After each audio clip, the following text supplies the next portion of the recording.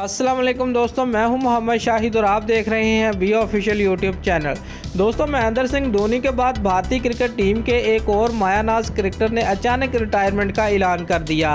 भारत को world cup जितवाने वाली team का हिस्सा रहने वाले और धोनी के दोस्त के तौर पर मशहूर सुरेश रैना ने भी दुनियाई क्रिकेट को खैरबाद कह दिया।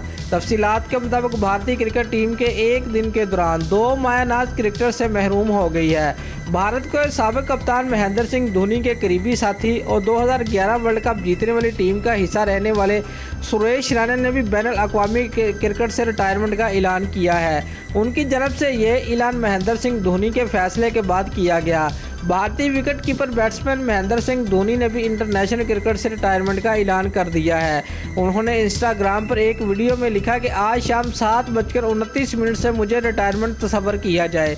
MS धोनी टेस्ट क्रिकेट से पहले ही रिटायर हो चुके हैं। 39 साल MS धोनी ने भारत की जानब से 90 टेस्ट, 348 वनडे और 98 T20 इंटरनेशनल मैचेस खेले हैं। साबिक भारतीय कप्तान ने वनडे इंटरनेशनल मैच में 50.58 की औसत से 10,723 रन बनाए हैं, जबकि टेस्ट में 38.9 की औसत से 4,876 रन और T20 इंटरनेशनल में 37.60 की औसत से 1,617 रन स्कोर कर चुके हैं।